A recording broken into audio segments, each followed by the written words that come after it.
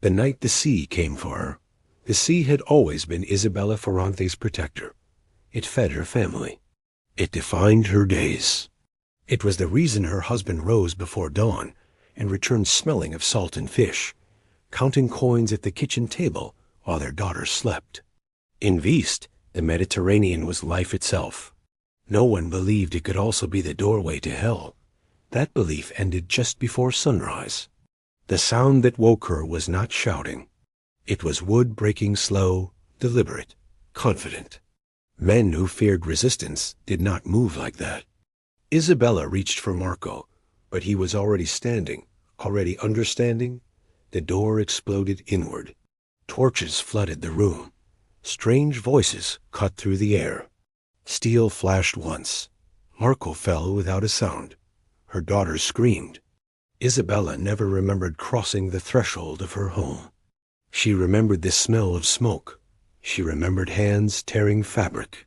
She remembered being dragged past neighbors she had known since childhood, their faces frozen in terror as shadows moved between houses. By the time the beach appeared, the village was already dying. They were sorted quickly. Men who resisted were killed. Men who looked strong were bound. Women were pulled forward, examined like livestock, fingers pressing jaws open, hands gripping hips, eyes judging. Children were taken from their mothers without explanation. Isabella fought when they reached for her daughters. That decision marked her. By dawn, the ships were already moving. 7 days later, the salt still burned her wrists. The hold stank of blood, sickness, and fear. 43 women from Vist were packed below deck, breathing each other's despair, whispering prayers they were no longer sure God could hear. Isabella crouched in the dark, counting the roll of the waves, counting the hours since she had last seen her children. She had learned the rules quickly. Crying changed nothing. Screaming made it worse. Resistance was punished publicly, carefully, so everyone would understand the cost. A woman named Lucia tried to jump into the sea on the second night. They retrieved her. They hurt her slowly. Then they threw her overboard anyway, because damaged goods had no value. When the hatch opened, sunlight stabbed her eyes like a blade. "Bring the merchant's wife," a voice said in Italian. Calm, practiced. She was pulled onto the deck, blinking, shaking, exposed. The coast rose ahead of them. White buildings, towers, walls baked by centuries of sun. Minarets cut into the sky. The city watched her arrival without emotion. "Algiers," the man said. "The slave capital of the Mediterranean." His name was Hamid al-Rashid. He looked at her the way men look at ledgers, calculating profit and loss. "By tonight," he continued, "you will belong to someone else." "My daughters," Isabella said. Her voice barely worked. "Where are my daughters?" He smiled without warmth. "They will be sold separately. Young girls are valuable. They adapt." Something inside her cracked quietly. She was taken below again, not to the hold, but to a small cabin where water and soap waited. She understood immediately. She was not being prepared to survive. She was being prepared to be chosen. And somewhere on this ship, her daughters were being washed for the same reason. What Isabella did not yet know was that this moment, this cleaning, this silence, this last memory of who she had been, was the final step before history erased her. Because what happened next was never meant to be remembered. And the market was waiting. The market where women were priced Algiers did not look like a place of cruelty at first. From the outside, the city appeared alive, orderly, confident in its power. Merchants shouted prices. Animals moved through narrow streets, and ships unloaded goods from every corner of the Mediterranean. To Isabella, still weak from the voyage, it felt overwhelming rather than immediately threatening. That was the deception. This city was not chaotic, it was efficient. And efficiency was what made it dangerous. She was led through streets where no one looked surprised to see her. European women passed through here every week. Some cried openly. Some stared ahead with empty eyes. Others walked stiffly, already learning the posture of obedience. Isabella noticed how carefully the guards positioned themselves, not to restrain her but to guide her, as though escape were not even a possibility worth considering. In this city, she would be noticed immediately. Her skin, her hair, her clothing, her fear all marked her as property. The building they entered did not resemble a dungeon or a prison. It looked respectable, almost administrative. Clean stone walls, shaded corridors, men with tablets and styluses moving in practiced routines.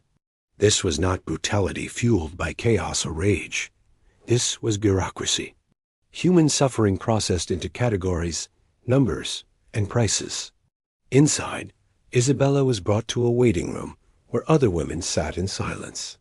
They were dressed alike, stripped of anything that hinted at individuality. No wedding rings, no crosses, no personal items. Just bodies waiting to be evaluated. Some women whispered prayers. Others stared at the floor. One woman sat perfectly still, her expression unreadable, as though she had already left her body behind. A woman beside Isabella finally spoke. Her name was Maria. She said it quietly, without introduction, without hope. She explained the rules, because someone always did. Buyers would examine them one by one. Resistance would be recorded. Compliance would also be recorded. Neither guaranteed safety. Beauty raised price. Youth raised price. Skills raised price. Silence raised price. Fear sometimes raised it too. Isabella asked what happened to women who were not chosen by wealthy buyers. Maria hesitated before answering. Those women were sold in bulk. Their owners did not invest in them. They worked until they broke. When they were no longer useful, they disappeared.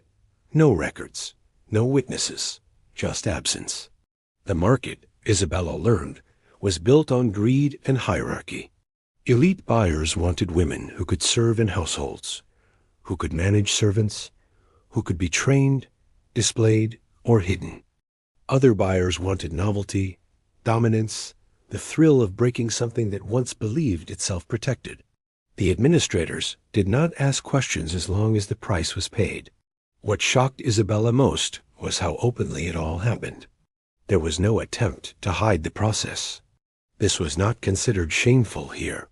It was normal commerce, regulated and refined over generations. The shame belonged to the captives, not the captors. She began to understand why women were rarely ransomed. Men returned as survivors. Women returned as reminders.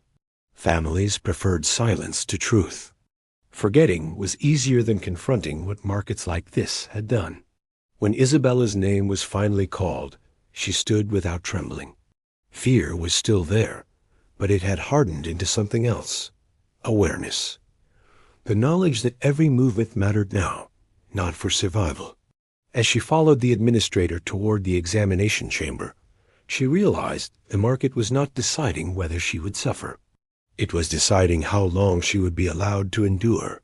And behind the next door, the buyers were already waiting. The ritual that decided who lived. The examination chamber was brighter than Isabella expected. Sunlight poured through high windows, illuminating a raised platform at the center of the room. The light was intentional. Shadows hid flaws. Light exposed everything.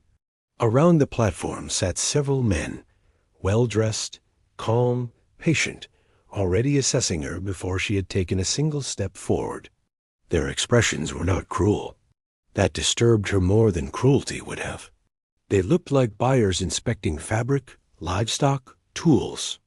Useful things. The administrator spoke softly, almost politely, explaining the process as if clarity made it humane. Isabella was instructed to remove her garment. For a moment, her body refused to obey. Then she remembered her daughters, somewhere in the same city, somewhere beyond her reach, and she forced herself to move. The garment fell. Silence followed. She felt their eyes travel across her, cataloging age, health, fertility, obedience. This was not desire. It was calculation. She was told to turn. She turned. She was told to walk. She walked. Each instruction stripped away another layer of her former life. Wife, mother, Christian, all irrelevant here. Only the body remained, standing where dignity had no currency. Hands touched her skin, lifted her chin, pressed fingers against her teeth, her hips, her abdomen. Notes were taken. Marks were made. The administrator recorded everything with practiced speed. One buyer asked questions about her education. Another asked about her temperament. A third asked nothing at all, only watched closely, as if studying how she reacted to being observed. Isabella understood then that fear itself was part of the evaluation. Some men wanted obedience. Others wanted resistance they could erase. Both paid well. The most humiliating art was not the touching. It was the realization that the ritual had rules older than she could imagine. This was not improvisation. This was tradition. Generations of men had stood in rooms like this, performing the same assessments, refining the same criteria, perfecting the same system. Her suffering was not accidental. It was inherited. She thought of the priests whose writings she would never read, men who had recorded these practices in careful Latin, not to condemn them loudly, but to justify fundraising, to persuade donors that ransom was necessary. Even those records softened the truth. Words could not capture the silence of a woman standing naked while strangers debated her fate in measured tones. When it was over, she was given her garment back, though it no longer felt like clothing, only a reminder of what she had lost. She was led to a side room to wait. There, other women sat with the same distant expressions. Some had been crying earlier. Now they were quiet. Something essential had been taken from all of them, and it was not something anyone could see. Maria was there. She did not ask how it went. She already knew. Instead, she explained what came next. Private negotiations, final bids. Decisions that would seal years, possibly lifetimes. Once sold, names would change. Faith might change. Children might be born who would never know their mother's first language. Isabella listened without interrupting. Inside her, fear mixed with something colder. Understanding. The ritual was not just about selling bodies. It was about erasing origins. Turning people into possessions so completely that even memory became dangerous. A door opened. The administrator called her name again, this time followed by a number. She was no longer Isabella Ferrante. She was Lot 12. As she stood and followed him down a corridor she had not seen before, she realized the examination had not been the worst part. The worst part was that someone had decided she was worth keeping. And that decision meant her suffering was only beginning. The fate worse than labor, Isabella learned quickly that survival in Algiers did not mean safety. It only meant postponement. The women who were not selected in private auctions disappeared first. They were led away quietly, in groups, without ceremony or records. No one spoke of where they went. Asking marked you as difficult. Difficulty lowered value. Silence, again, was the price of remaining alive. She herself was sold before nightfall. Not to the public market, not to a household visible from the street, but to a man whose wealth was spoken of in lowered voices. The transaction was brief. Coins changed hands. A name was written and crossed out. Isabella felt no drama in the moment. That terrified her more than screaming would have. Her life had become an entry in a ledger, complete and closed. The house she was taken to was large, hidden behind walls that revealed nothing. Inside, it was quiet in a way that pressed against her ears. Women moved through corridors without speaking. Some were young, some were older. None met her eyes for long. This was not a place of labor in the way she had imagined. No fields, no workshops, no visible punishment. This was a place of waiting. An older woman eventually explained the structure. Those selected for elite households were investments. They were kept clean, fed, taught obedience and language, trained to anticipate needs before orders were given. Their owners wanted longevity. That was the illusion of mercy. But mercy had nothing to do with control.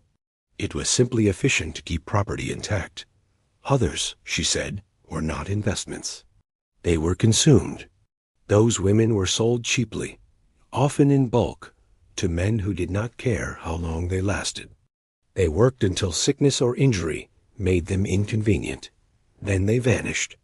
Their absence did not matter, because no one had paid enough to miss them. Isabella realized, with a quiet horror, that the market had not been separating the fortunate from the unfortunate. It had been separating the slow deaths from the fast ones. The women who survived longest would endure the most transformation. They would be reshaped, renamed, repurposed, and expected to accept it as gratitude. She thought again of her daughters. Young girls, she had been told, adapted more easily. That sentence haunted her. Adaptation meant forgetting. Forgetting meant survival. Survival meant belonging to the system that had destroyed their family.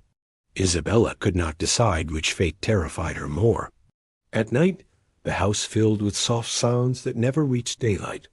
Footsteps, doors opening, doors closing, breath held too long.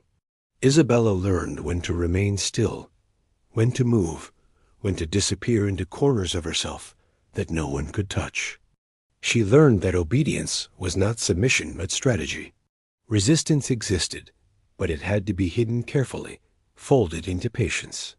What shocked her most was how normal it all felt after only a few days. The human mind adjusted with terrifying speed. Horror became routine. Routine became bearable. That was the real danger of places like this. Not pain, but adaptation. One evening, she overheard a conversation she was not meant to hear. The men spoke casually about supply, about raids, about which European coasts were still worth attacking, and which had already emptied in fear. Women were discussed as categories, not people. Numbers replaced faces. That was when Isabella understood the true fate worse than labor. It was not exhaustion or hunger or even abuse. It was being absorbed so completely into the machinery of exploitation that one day you stopped expecting rescue. And once that happened, history had already won. Why no one came to save them? Hope did not disappear all at once. It eroded slowly, worn down by logic, distance, and time. In the beginning, Isabella believed someone would come. Her husband had been known in the East. Her family had connections. Surely the church would intervene.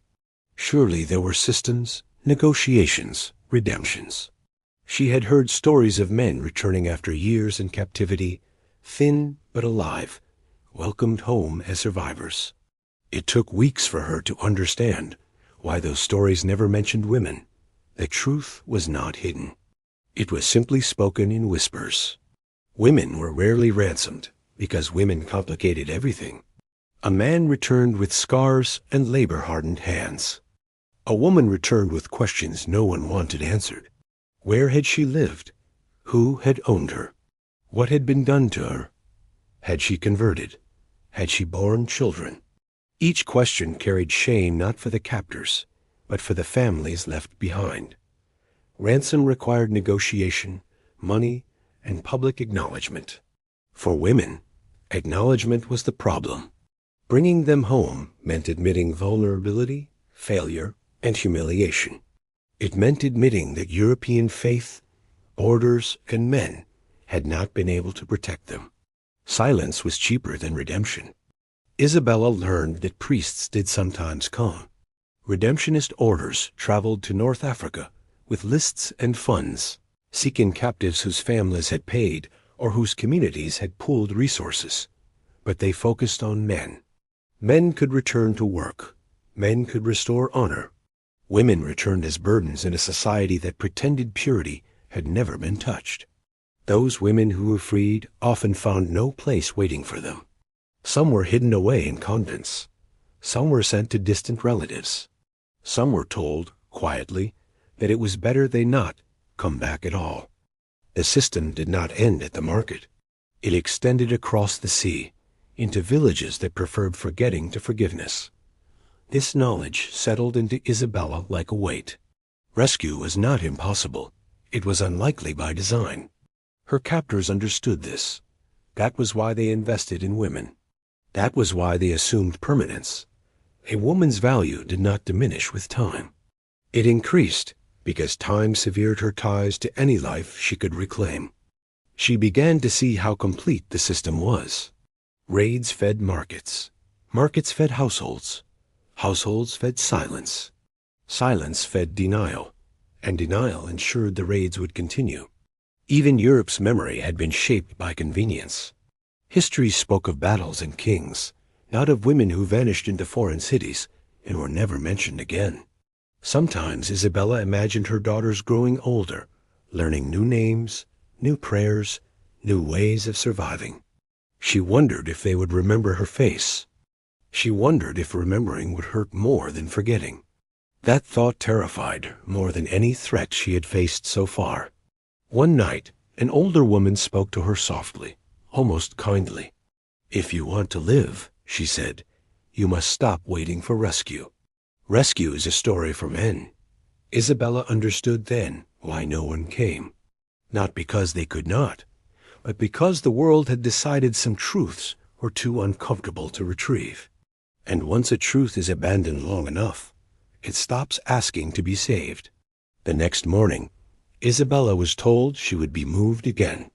And this time, there would be no illusion of distance between her past and her future.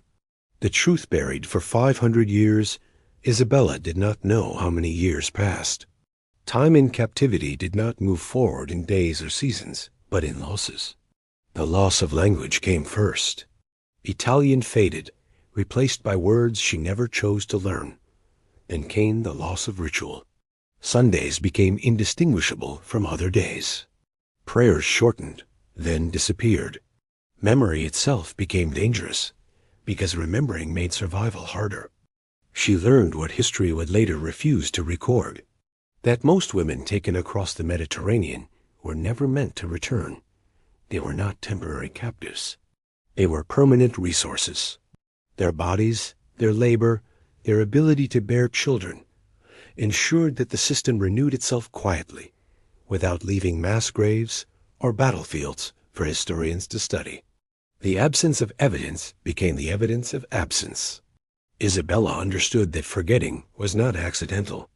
Europe remembered wars because wars created heroes. It remembered men because men came back. But women like her did not return to tell their stories. Those who did were silenced by shame, hidden by families, or erased by institutions that feared scandal more than injustice.